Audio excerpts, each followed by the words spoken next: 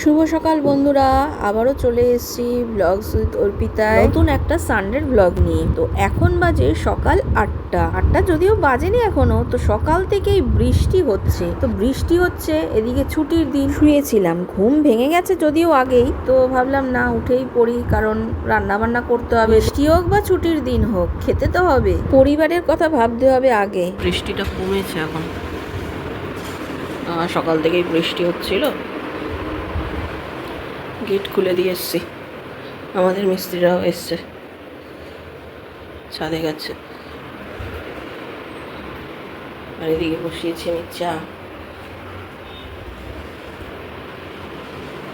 শান ঘুমাচ্ছে, সোনু ফোন দেখছে। ফ্রিজ থেকে মাছটা বার করে নি। দেখো, ফ্রিজে ছিল আমার চিংড়ি মাছ আর রুই মাছ, দুটোই বার করলাম, দেখি কি রান্না করি। দেখো, চাটা খেয়ে নিয়ে আমি ভাত বসিয়ে দিয়েছিলাম, ভাত হয়ে গেছে এখানে। আর এখানে আমি ডাল সিদ্ধ করলাম। এখানে আমি কড়াই দিয়েছি তেল, কারণ বসাবো চিংড়ি মাছ, তারপরে করব রুই মাছ। একটু সর্ষে দিয়েছি, জানি না কী করবো, বুঝতে পারছি না। মালাইকারি তো প্রায়ই করি, এবার ভাপা করব নাকি সর্ষে দিয়ে করব শুধু, নাকি কি করব বুঝতে পারছি না। এখন দেখছি কি করি। চিংড়ি মাছের মাথাটাকে আলাদা করে ভাজলাম নুন হলুদ দিয়ে, চিংড়িটা করব। আর কালকের দেখো একটু পনিরের তরকারি রয়েছে, কালকে শনিবার ছিল না, পনির করেছিলাম। আর এখানে রয়েছে রসুন আর কালো জিরে বাটা, এটা পরশু দিনে খেয়েছে আর রয়েছে। দেখো, আজকে কিন্তু আমি নারকেলের দুধ দেইনি, মানে মালাইকারি আজকে আমি করিনি, আজকে করেছি সর্ষে দিয়ে। আর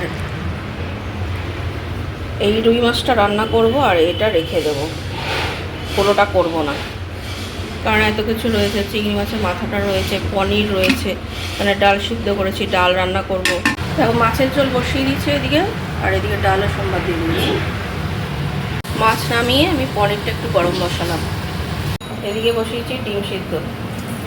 এটা ভেবেছিলাম একবার বাটা করব, তারপর বললাম না, ভাজাটাই খাবো। আর এখানে আছে পনিরের তরকারি, আর এখানে রুই মাছের ঝোল। পাতলা করেই ঝোলটা করলাম, কারণ আমার শাশুড়ি মা আবার চিংড়ি মাছ খাবে না, কারণ সর্ষে দিয়ে করেছি, ওই জন্য পাতলা করে ঝোল করলাম। উনি আবার বেশি গ্রেভি খেতে চায় না। মুসুরির ডাল করলাম পেঁয়াজ দিয়ে, আর এই যে আমাদের জন্য সর্ষে দিয়ে চিংড়ি মাছ। ঘুম থেকে উঠে সবাই তো টিফিন খাবে, ওই জন্য আবার একটু চিড়ের পোলাও বানালাম।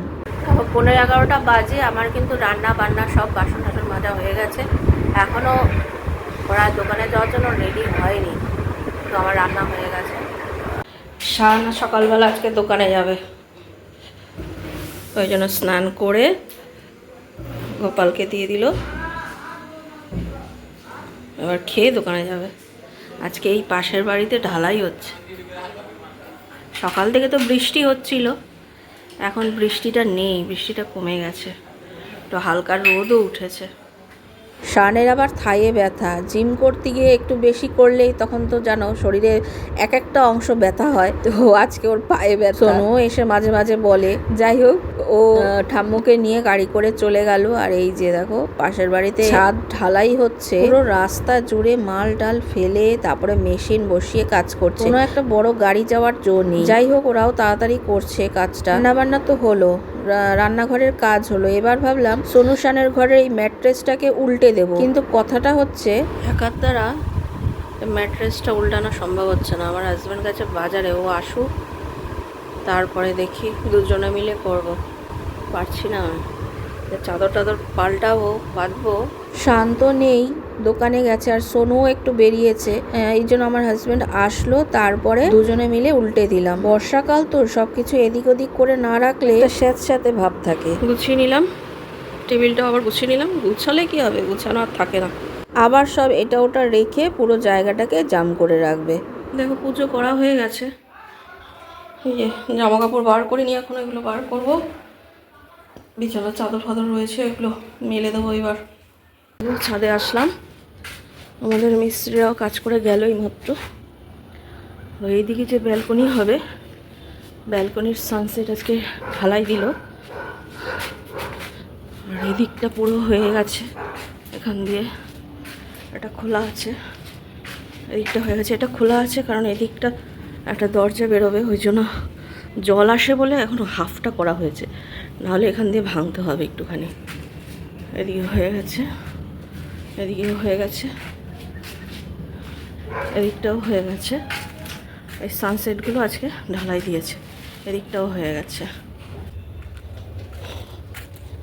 এই যে আজকে এই ফ্ল্যাটটা ঢালাই হলো। ওই যে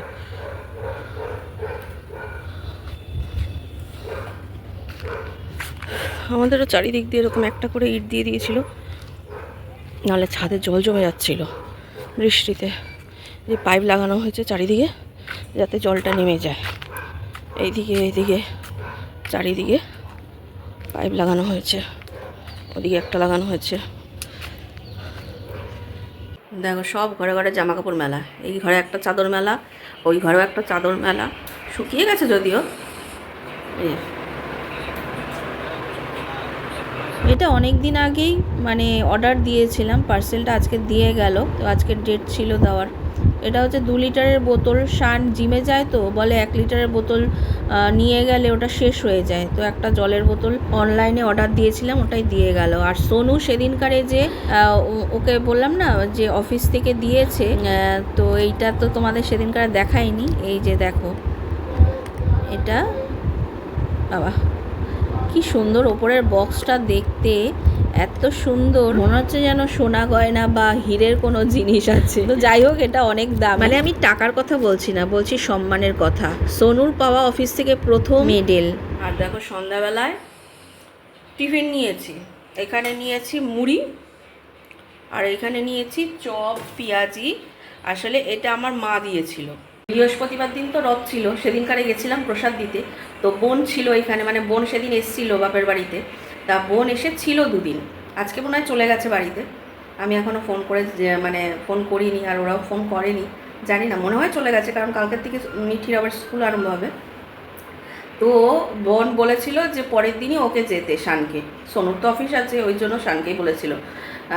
আমি বললাম যে কেন, কি করতে আসবে, এই তো আসলো। বলে না আজকে কালকে বিরিয়ানি হবে, তা ওই জন্য শান গেছিলো শুক্রবার দিনকারে। তো মা এগুলো পাঠিয়ে দিয়েছে, আর বিরিয়ানি ও তো খেয়েছে আর আমাদের জন্য পাঠিয়ে দিয়েছিল। তো বিরিয়ানি করেছিল আমার ভাই, দারুণ বিরিয়ানি করেছিল। তো সেই দিনকারে এগুলো আর খাওয়া হয়নি, তো রেখে দিয়েছিলাম। আর মানে শুক্রবার দিন এনেছিল, রেখে দিয়েছিলাম, শনিবার ছিল বলে কাল খাওয়া হয়নি, নিরামিষ। তা আজকে বার করলাম, বার করে আমি আর শান খাবো। সোনু তো বেরিয়ে গেছে ঘুরতে, আর শানও বেরিয়েছিল, শান চলে এসছে। আমার হাজব্যান্ড গেল বিকালবেলা দোকানে, শান গেছিলো সকালে, দুপুরবেলা চলে আসলো। তারপরে ও খেয়ে দিয়ে ঘরেই ছিল, তারপরে বিকেলবেলার দিকে একটু বেরিয়েছিল শান। আবার সোনুও বেরিয়েছে, সোনু ঘরে ঢোকেনি এখনও, কিন্তু শান চলে এসছে। শান গেছিলো আবার, ওর যে বার্থডে ছিল, জন্মদিনে তো কিছু করিনি, তো প্রত্যেকবারই মানে ওদের যে কটা বন্ধুর গ্রুপ আছে, মানে বন্ধু বান্ধব আছে, সবারই যেই জন্মদিনের পরে তারিখ পরে সেই দিনকারে ওরা একটা জায়গা আছে, ওই জায়গাতে ওরা কেক আনে, সবাই মিলে কাটিং করে ওরা সেলিব্রেট করে। তো সেদিন ওর মানে শরীরটা সেরকম খারাপ ছিল, যে পায়ে কেটে গেছিলো, খারাপ ছিল, ওই জন্য বেরোতে পারেনি। তো আজকে সেটা ওকে ডেকে, ওকে আগে বলেনি, ও বেরিয়েছে ঘুরতে, বলে আয় না, তো গেছে। তো কেক এনে ওরা আবার কেক বার্থডে সেলিব্রেট করলো। আমি জন্মদিন কবে চলে গেছে, আজকে সেলিব্রেট করছে, বলে কী হয়েছে, সবারটাই তো হয়, এই জন্য আমারটাও করলো। আমি জানতাম না, আমাকে ডেকেছে, আমি হঠাৎ করে গিয়ে দেখি যে এরকম কেক এনেছে। যাই হোক, কেক খেয়ে তারপরে ঘরে চলে এসছে। তো এইগুলো এখন গরম করলাম, এই এখন আমি আর শান খাবো, আর রেখে দেবো ওদের জন্য সব। তারপর রাতের জন্য আমি কাবলি ছোলা করলাম, চানা মশলা, আজকে একটু অন্যরকমভাবে করেছি। পেঁয়াজ আদা রসুন দিয়েছি কুচিয়ে, আর মশলা কিন্তু সম্পূর্ণই আজকে আলাদা দিয়েছি, আর একটু ধনেপাতাও দিয়েছি। আর কাবলি ছোলা দিয়ে খাওয়ার জন্য আজকে দেখো ত্রিকোণ পরোটা করলাম। আমি আটা ময়দা মিশিয়ে করেছি, আর এর মধ্যে কিন্তু আমি একটু কসুরি মেথি দিয়েছি।